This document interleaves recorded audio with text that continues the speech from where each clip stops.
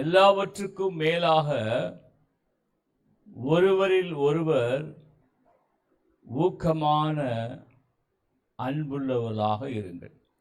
ஆங்கில வேதாகமத்திலிருந்து வாசிக்கலாம்.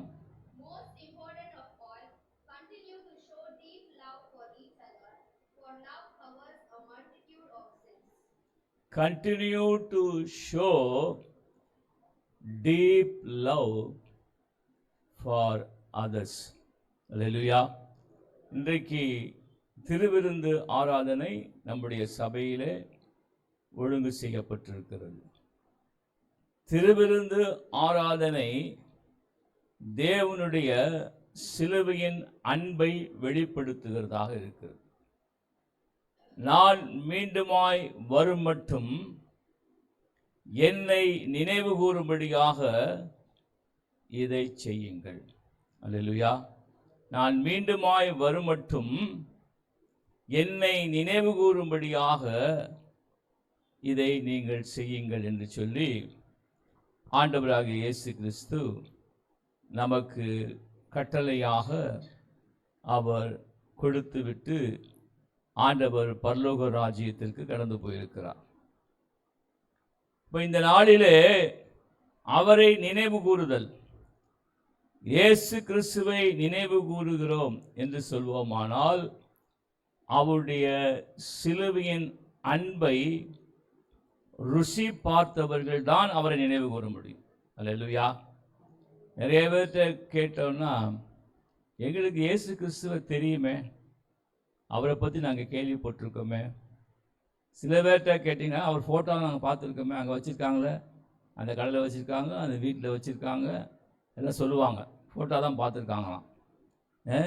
இயேசு கிறிஸ்து இப்படி தான் இருப்பார் அப்படின்னு சொல்லி அவரை நாம் உருவகப்படுத்த முடியாது. அவர் மனுஷகுமாரனாக தேவகுமாரனாக இந்த பூமியிலே வந்து அவதரித்தார். தேவன் ஆவியாய் இருக்கிறார். தேவனை தொழுது கொள்கிற ஒவ்வொருவருமே ஆவியோடும் உண்மையோடும் அவரை தொழுது கொள்ள வேண்டும். அல்லேலூயா. ஆவியோடும் உண்மையோடும் தொழுது கொள்ள வேண்டும். ஆண்டவராக இயேசு கிறிஸ்துவுடைய சிலுவையினுடைய அன்பை ருசி பார்த்தவர்கள் மாத்திரம்தான் அவரை நினைவு கூற முடியும். அல்லேலூயா. ஆண்டவராக இயேசு கிறிஸ்துவுடைய சிலுவையின் அன்பை ருசி பார்க்க வேண்டும். அதை அனுபவித்தவர்களுக்கு தான் அதை நினைவு கூற முடியும். ஆனால் சொல்றாரு, நான் வரும் மட்டுமாய் என்னை நினைவு கூறும்படி இதை நீங்கள் செய்யுங்கள். அல்லேலூயா. அவரை நினைவு கூற வேண்டுமானால் அவருடைய சிலுவையின் அன்பு என்ன, அது என்னுடைய வாழ்க்கையில என்ன செய்கிறது, என்னென்ன காரியங்களை செய்து கொண்டிருக்கிறது, என்னென்ன காரியங்களை தொடர்ந்து செய்கிறது என்பதை ருசி பார்த்தவர்கள் தான் ஆண்டவரை நினைவு கூற முடியும். அல்லேலூயா. அப்ப ஆண்டவரை நினைவு கூறுகிற அப்படிப்பட்ட தேவ ஜனங்களுக்கு இங்கே அப்போஸ்தலனாகிய பேதுரு சொல்லுகிறார், எல்லாவற்றுக்கும் மேலாக.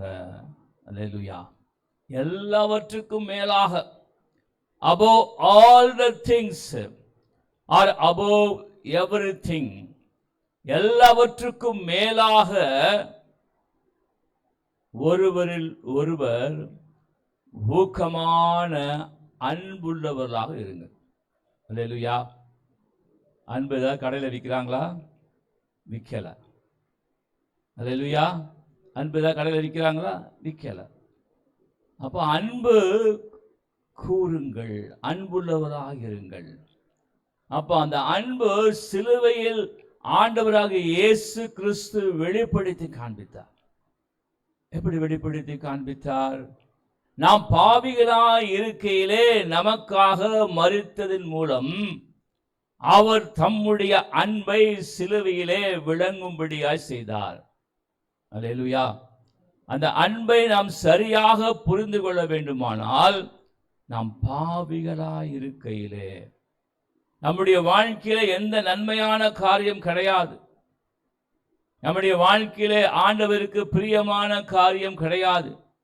நாம் பாவிகளாய் இருக்கையிலே நமக்காக அவர் சிலுவையிலே மரித்ததன் மூலம் நம்மேல் வைத்த அன்பை விளங்க செய்தார். அல்லேலூயா. உங்ககிட்ட நீங்கள் வேலைக்கு போவீங்க, படிக்க போவீங்க, பிஸ்னஸ் பார்க்க போவீங்க, நிறைய இடத்துக்கு போவீங்க. இப்போ நிறைய பேர் உங்களை பார்ப்பாங்க, உங்ககிட்ட பேசுவாங்க. யாராவது வந்து உங்ககிட்ட அன்பு எப்படிங்க இருக்கும் அப்படின்னு கேட்டால் என்ன சொல்லுவீங்க? அன்பா தெரியலையே, அது எப்படி இருக்குன்னு தெரியலையே அப்படின்னு சொல்லி நம்ம யோசிப்போம். இந்த அன்பை காமிக்க முடியாது. இப்போ நீங்கள் தைரியமாய் சொல்லலாம், நான் உங்களுக்கு அன்பை காண்பிக்க விரும்புகிறேன். அன்பு எப்படி இருக்கும்? ஆண்டவராகிய இயேசு கிறிஸ்து தான் அன்பு. அல்லேலூயா. ஆண்டவர் தேவன் அன்பாகவே இருக்கிறார். தேவன் அன்பாகவே இருக்கிறார். யாராவது உங்களிடத்தில் வந்து அன்பை குறித்து எனக்கு காண்பீங்க என்று சொன்னால், நீங்கள் சிலுவையிலே தொங்கி மரித்து உங்களுக்காகவும் எனக்காகவும் ஜீவனை கொடுத்து மரித்து உயிரோடு எழுந்த அந்த ஆண்டவராக இயேசு கிறிஸ்து தான் அன்பு. அல்லேலூயா. வசனம் தான் சொல்லுது, தேவன் அன்பாகவே இருக்கிறார். நாம் பாவிகளாய் இருக்கையிலே நமக்காக மரித்ததின் மூலம் ஆண்டவராக இயேசு கிறிஸ்து சிலுவையிலே அந்த அன்பை வெளிப்படுத்தினார். அது எப்பேற்பட்ட அன்பு என்று சொல்லி நாம் விளங்கிக் கொள்ள வேண்டுமானால், சிலுவையிலே 2 பேர் ஆண்டவரோடு கூட அறையப்பட்டார்கள். ஆண்டவரோடு கூட வலது பக்கம் ஒருவர், இடது பக்கம் ஒருவர். அவர்களெல்லாம் குற்றம் செய்து தண்டனை வழங்கப்படும்படியாக நியமிக்கப்பட்டவர்கள். ஒரு குற்றமும் செய்யாமல் பாவமே அறியாத ஆண்டவராக இயேசு கிறிஸ்து நடுவிலே சிலுவையிலே தண்டனையை அனுபவித்துக் கொண்டிருக்கிறார். இந்த 2 பேரும் யாரு? குற்றவாளிகள். மற்ற 2 பேரும் குற்றம் செய்தவர்கள். அதுல ஒரு குற்றவாளிக்கு உணர்வு வந்துச்சு, ஒரு குற்றமே செய்யாமல் எல்லாருக்காகவும் தண்டனை அனுபவித்துக் கொண்டிருக்கிறாரே என்று சொல்லி பார்க்க பார்க்க அவனுக்கு உணர்வு வந்து விட்டது. நான் சொல்லுகிறான், ஆண்டவரே, உம்முடைய ராஜ்யத்திலே வரும் பொழுது என்னை நினைவு கூரும். ஒரே ஒரு வார்த்தை தான் சொல்றான். ஆண்டவர் உடனே சொல்லுகிறார், இன்றைக்கு நீ என்னோடு கூட பரதீசிலே இருப்பாய். You will be there with me in paradise. பரதேசு என்பது அது பரலோக ராஜ்யத்தையும் பரலோக காரியங்களையும் குறிக்கிறதான ஒரு வார்த்தையாக இருக்கு. பாரடிசோ என்றால் அது ஒரு ஸ்தலமாக குறிப்பிடப்படுகிறது. இன்றைக்கு என்னோடு கூட நீ பரதேசில் இருப்பாயா? அல்லேலூயா. பயங்கரமான குற்றவாளி. அவன் குற்றவாளிக்கென்று நியமிக்கப்பட்ட தண்டனையை பெறுகிற ஒரு மனிதன். அவனிடத்திலும் ஆண்டவர் அவன் ஒரே ஒரு வார்த்தை தான் சொல்லுகிறான், ராஜ்யத்தில் வரும்பொழுது என்னை நினைவு கூறுங்க ஆண்டவரை, என்னை நினைவு கூறுங்க. ஒரே ஒரு வார்த்தை தான் சொல்லுகிறான். அந்த வார்த்தை தேவன் ஏற்றுக்கொண்டு அவனுடைய பாவங்களை மன்னித்து அவனை அவரோடு கூட சேர்த்துக் கொள்கிறார். அதுதான் தேவனுடைய அன்பு. நாம் பாவிகளாய் இருக்கையிலே நமக்காக மரித்ததன் மூலம் அவர் சிலுவையிலே தம்முடைய அன்பை விளங்கும்படியாக செய்தார். இனிமேல் யாராவது உங்கள்கிட்ட வந்து அன்பை காமிங்க அப்படின்னு சொன்னால் உடனே என்ன சொல்லணும்? இயேசு கிறிஸ்து தாங்க அன்பு. அவர் சிலுவையிலே மரித்ததன் மூலம் எல்லா மனுக்குலத்தின் மேலும் அவர் நம்முடைய அன்பை விளங்கும்படியாக வெளிப்படுத்தி காண்பித்தார். எப்படிங்க அப்படின்னு கேட்டால், நாம் பாவிகளாக இருக்கையில நாம் பட வேண்டிய தண்டனை, நாம் பட வேண்டிய உபத்திரவங்கள், பாடுகள், பாவத்தின் சம்பளம் மரணம். அல்லேலூயா. பாவத்தின் சம்பளம் மரணம். நம்மேல வர வேண்டிய மரணம், நம்மேல வர வேண்டிய ஆக்கினை தீர்ப்பு, நம்மேல வர வேண்டிய தண்டனை எல்லாவற்றையும் ஏற்றுக்கொண்டு அவர் சுமந்து தீர்த்தார். அதுதான் தேவனுடைய அன்பு. அப்ப தேவனுடைய அன்பை ருசி பார்த்தவர்கள் தான் அவரை நினைவு கூற முடியும். திருவிருந்து ஆண்டவர் சொல்ற, என்னை நினைவு கூறும்படி இதை நீங்கள் செய்யுங்கள். சரி, நினைவு கூர்ந்தாச்சு. ஏசப்பா நமக்காக தியாக பலியாயிட்டார், அன்பை வெளிப்படுத்திட்டாரு. நினைவு கூறும்படியாய் இதை செய்யுங்கள் என்றால் திருவிருந்து கை கொள்ளுகிறதை குறித்து அங்கே ஆண்டவர் சொல்லுகிறார். அப்ப திருவிருந்தை கை கொள்ளுகிற அவருடைய சொந்த ஜனங்களாய் மாற்றப்பட்ட நாம் என்ன செய்ய வேண்டும்? அதைத்தான் அப்போஸ்தலனாகிய பேதுரு இங்க சொல்றார். எல்லாவற்றுக்கும் மேலாக ஒருவரில் ஒருவர் ஊக்கமான அன்புள்ளவராக இருங்கள். அல்லேலூயா. நான் இங்க தரமணியில நேற்று சாயங்காலம் ஒரு டெய்லர் கடைக்கு போயிருந்தேன். அவர் வழக்கமாக ரொம்ப பழக்கமான டெய்லர். அவர் புற மதத்தை சேர்ந்தவர். எப்போ போனாலும் அவர்கிட்ட அன்பாக 4 வார்த்தை பேசுவேன். என்ன பிரதர், எப்படி இருக்கிறீங்க, நல்லா இருக்கிறீங்களா, வீட்டெல்லாம் சுகமாக இருக்கிறீங்களா, எல்லாம் பிஸ்னஸ் நல்லா போதா, எல்லாம் பேசுவேன். அவர் நேற்று போனவொடனே என்னை 10 நிமிஷம் பிடிச்சிக்கிட்டார். சார் இங்கே வாங்க சார். என்ன பிரதர்னு காலை பாருங்கள் சார். பார்த்தா அவர் கால் முழங்காலில் ஒரு கட்டி வந்து அப்படியே படன்னு அப்படியே வீங்கி போயிருக்குது. என்ன எப்படி இந்த மாதிரி இருக்குதா? ஆமாம் சார், எனக்கு வந்து சுகர் வியாதி இருக்குது. இந்த மாதிரி எனக்கு கால் தான் என்னுடைய முதலீடே. கால் இல்லாமல் நான் தொழிலே செய்ய முடியாது, ஒன்றுமே செய்ய முடியாது. கால் தான் எனக்கு முதலீடு. இந்த முழங்கால் இப்படி ஆயிடுச்சுன்னு சொல்லி அவர் வேறு மதத்தை சேர்ந்தவர். ஆனால் நான் கிறிஸ்துவை பின்பற்றுகிற மனிதன் என்று சொல்லி அவருக்கு தெரியும். அவருக்கு இப்போ என்கிட்ட அவருடைய பாரத்தெல்லாம் பேசுகிறார். இந்த மாதிரி ஆயிடுச்சு சார், இந்த வாரம் முழுவதும் சரியாக துணி தைக்க முடியல, வருமானம் குறைஞ்சி போச்சு, என்ன செய்யணும்னு தெரியல என்று சொல்லி அவர் இடத்துல பேசினேன். அவருடைய அன்பான வார்த்தைகளை நான் பேசினேன். இல்லை ஒன்றும் பயப்படாதீங்க, உங்கள் சுகர் அளவு என்னன்னு கேட்டேன். 220 சாப்பிட்டதுக்கு அப்புறம். அதெல்லாம் பயப்படாதீங்க, 200 வரைக்கும் இருக்கான்னு சொல்லி டாக்டர்ஸே சொல்கிறாங்க. உங்களுக்கு 220 தானே, அதெல்லாம் சரியாயிடும், ஒன்றும் ஒரி பண்ணாதீங்க என்று சொல்லி அவர்களுக்கு அருகில் உள்ள திருவானூர் பகுதியில் உள்ள ஒரு மருத்துவ சிகிச்சை முறையை பற்றி அவர்கிட்ட சொன்னேன்.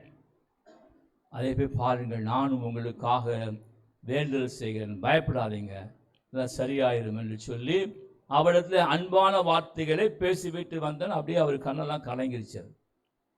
அப்போ எங்கள் அப்போஸ்தலனாகிய பேதுரு என்ன சொல்லுகிறார்? நீங்கள் ஒருவரில் ஒருவர் ஊக்கமான அன்புள்ளவர்களாக இருங்க. நம்முடைய வாழ்க்கையில அன்புள்ளவராக இருக்க வேண்டும். இப்போ அன்புள்ளவராக இருக்கிறது அது எப்படி வெளிப்படுத்துறது? முதல்ல அன்பான வார்த்தைகளை பேசணும். அல்லேலூயா. இப்போ பார்த்தாலும் சிடுன்னு இருக்கக்கூடாது. இதை பார்த்து அவன் சரியான சிடுமூஞ்சி, அந்த பொம்பளை சரியான சிடுமூஞ்சி, எப்போ பார்த்தாலும் சிடுன்னு இருக்கும். அப்படி சிலரை பார்த்தா சொல்லுவாங்க, அவங்க முகத்தை பார்த்தாலே தெரியும் எள்ளும் கொள்ளும் வெடிக்கும். என்னது, அவன் பாம் அடிச்சுக்கிட்டு இருக்கிறான். உலகம் எங்கும் யுத்தத்தின் செய்தி கேள்விப்பட்டு இருக்கிறான். இவங்க மூஞ்சி என்ன வெடிக்குமா? எள்ளும் கொள்ளும் வெடிக்குமா. அப்படின்னா என்ன அர்த்தம்? அவங்க முகம் வந்து அவர் சூடாக இருக்குது. என்னால் சூடாகுது? கோபத்தினால சூடாகுது. கோபத்தினால சூடாக இருக்கிறதுனால அதை போய் எல்லாம் போய் போட்டிங்கன்னா அது படபடன்னு வெடிக்கும். அல்லேலூயா. படபடன்னு வெடிக்கும். எல்லாம் ஸ்திரீகளுக்கு தான் தெரியும். கொதிக்கிற எண்ணெயில போய் போட்டால் என்ன ஆகும்? படபடன்னு வெடிக்கும். அது மாதிரி சொல்லுவாங்க, அவங்க முகத்தை பார்த்தாலே எள்ளும் கொள்ளும் வெடிக்கும். அப்படி சாட்சி நாம் வாங்கக்கூடாது. முகத்தை பார்த்தாலே சாந்தமான முகம், அன்பான முகம், நல்ல மனிதர். 2 நாளைக்கு முன்னாடி கூட பாஸ்டம்மா ஒரு வெளியூரில் இருக்கிற ஒரு சகோதரிடத்தில் பேசுகிறாங்க. இயேசுவை அறியாதவங்க. அவங்க சொல்கிறாங்க, பாஸ்டம்மாட்ட, உங்கள் வீட்டுக்காரரை பார்த்தாலே தெரியுது, ரொம்ப சாந்தமாக இருக்கிறார், அவர் முகத்தை பார்த்தாலே தெரியுது அப்படின்னு சொல்லி அந்த அப்போ அவ்வளோ ஒரு தடவை தான் பார்த்துருக்காங்க, ஒரு தடவை பார்த்துருப்பாங்க. அவங்க சொல்கிறாங்க. அப்போ நம்ம பார்க்கும் பொழுது அப்படிப்பட்ட நல்ல சாட்சி பெறுகிற ஜனங்களாக இருக்கணும். என்னை நினைவு கூறும்படி நீங்கள் இதை கை கொள்ளுங்கள். கை கொள்ளுங்கள் என்றால் திருவிருந்தில் பங்கு கொள்வது மாத்திரம் அல்ல, தேவன் வெளிப்படுத்தி நமக்கு காண்பித்த வழிகளை கை கொள்ளணும். அல்லேலூயா. வழிகளை கை கொள்ளணும். ஆண்டவர் என்ன வழிகளை நமக்கு காண்பித்திருக்கிறான்னு சொல்லி பார்த்தால், முதலாவது காரியம் அன்பாக இருக்க வேண்டும். ஒருவரில் ஒருவர் ஊக்கமான அன்புள்ளவராயிருங்கள். எப்பயுமே பைபிளில் பார்த்தீங்கன்னா சில இடத்துல இந்த மாதிரி அட்ஜெக்டிவ்ஸ், இங்கிலீஷ் கிராமர்லாம் படிச்சிருப்பீங்க. அட்ஜெக்டிவ்னா சிறப்பு சொல். ஒரு காரியத்தை சிறப்பிக்கும் விதமாக, அதை இன்னும் அதிகப்படுத்தும் விதமாக, இன்னும் அதை முக்கியத்துவத்தை வெளிப்படுத்தும்படியாக சேர்க்கப்படுகிற ஒரு சொல் தான் அட்ஜெக்டிவ். அட்ஜெக்டிவ்லாம் படிக்கிறியா ஸ்கூல்ல? ஒரு அட்ஜெக்டிவ் சொல்லு, டப்புனு ஒரு அட்ஜெக்டிவ் சொல்லு. அட்ஜெக்டிவ்னா ஒரு காரியத்தை, ஒரு பொருளை, ஒரு நிகழ்வை அதை இன்னும் அதிகப்படுத்தி, இல்லை என்றால் அதனுடைய முக்கிய தன்மையை குறித்து வெளிப்படுத்தி காண்பிக்கிற ஒரு சொல் தான் அட்ஜெக்டிவ். அப்போ இங்கே அப்போஸ்தலனாகிய பவுல் அட்ஜெக்டிவ் யூஸ் பண்ணுறாரு. இல்லையா? உனக்கு கேட்குற 2000 வருஷத்துக்கு முன்னாடி அப்போஸ்தலனாகிய பவுல் போய் ஸ்கூலில் போய் படித்தாரா? இங்கிலீஷ்லாம் அட்ஜெக்டிவ்லாம் படித்தாலும் கேட்கக்கூடாது. அது மாதிரியான வார்த்தையை எங்கே பிரயோகிக்கிறார். என்ன சொல்லுகிறார்? ஊக்கமான அன்புள்ளவளாக இருங்க.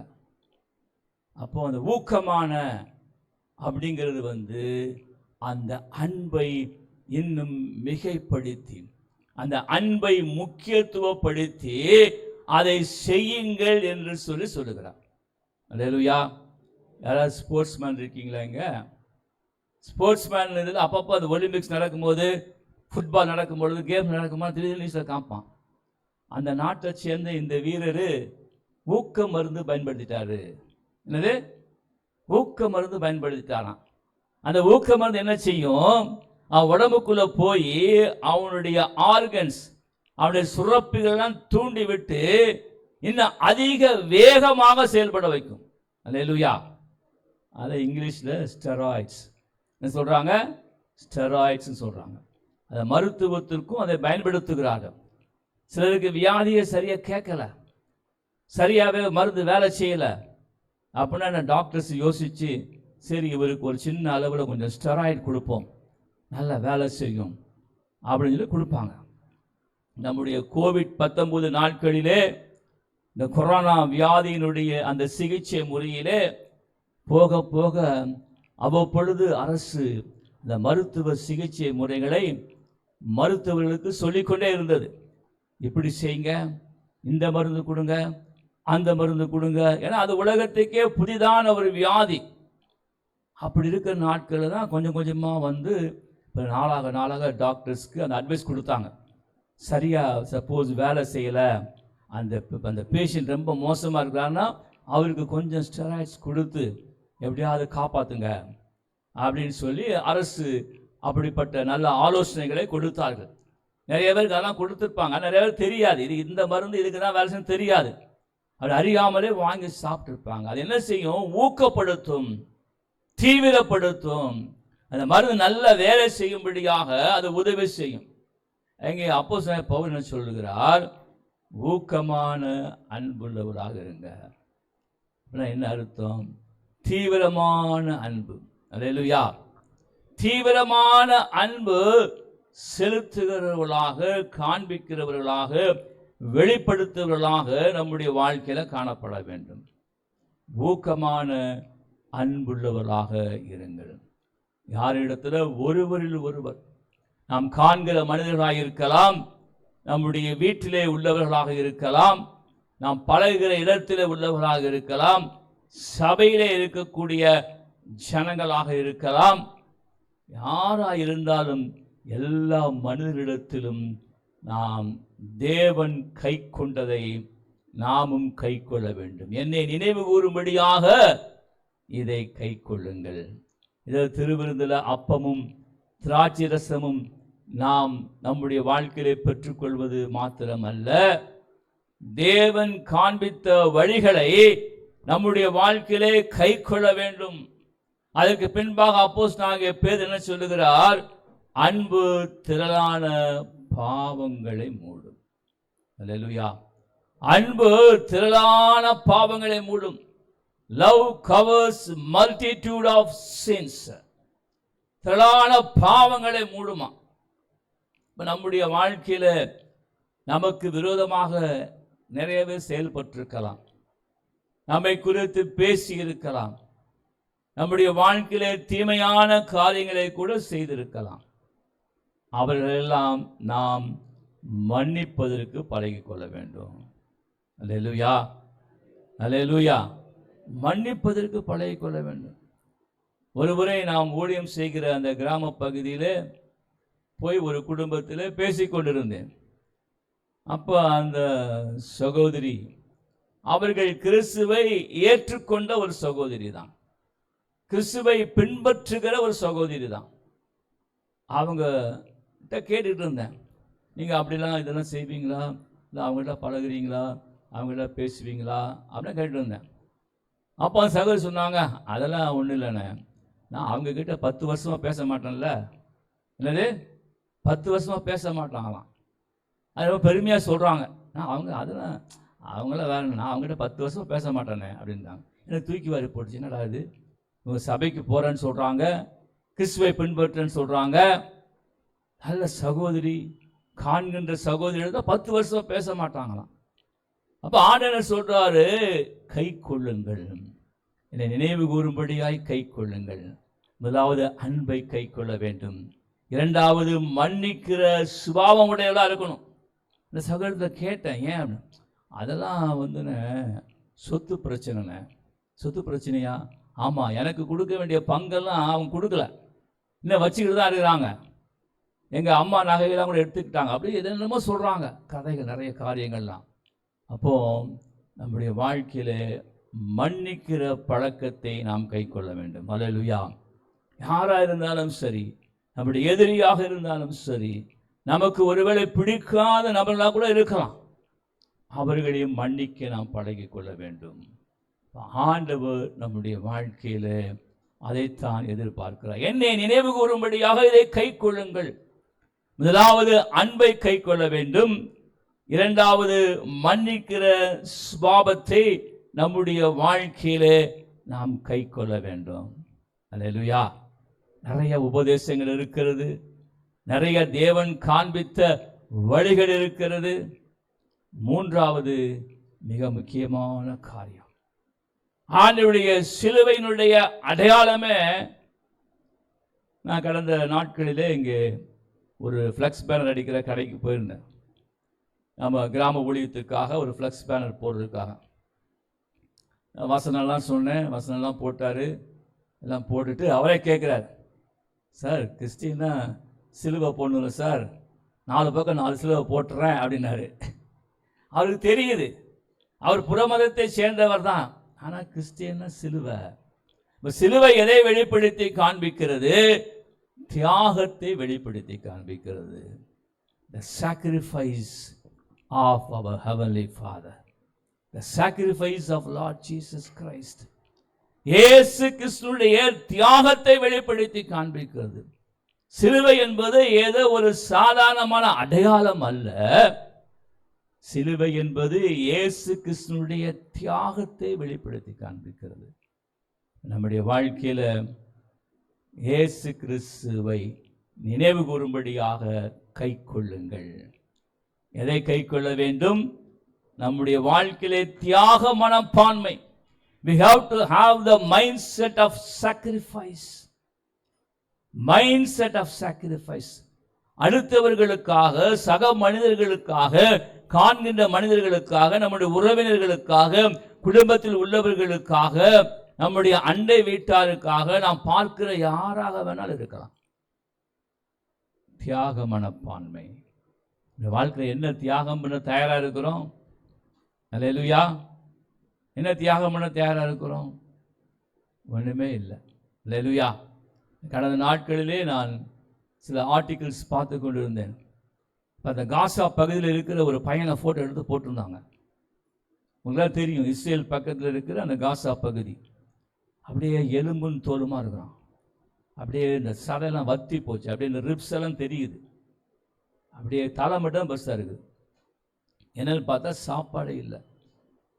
இந்த பையனுக்கு சரியாக சாப்பாடு கிடைக்காதபடினால சாப்பிடாம இருந்து இருந்து அப்படி எலும்பும் தோலுமாயிட்டான். கிறிஸ்துவுக்கு பிரியமானவர்களே, நம்முடைய வாழ்க்கையில நாம் தியாக மனப்பான்மையோடு இருக்கணும்.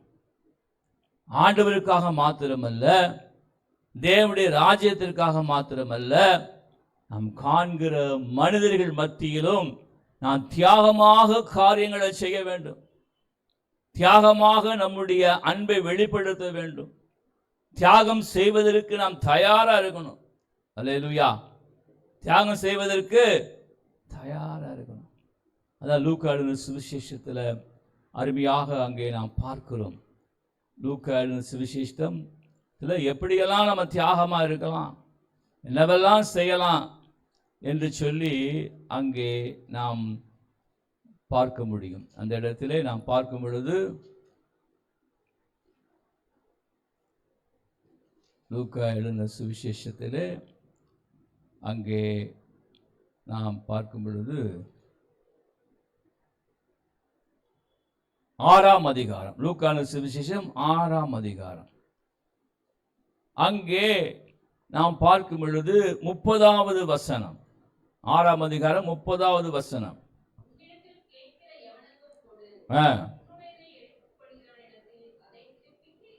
போதும்.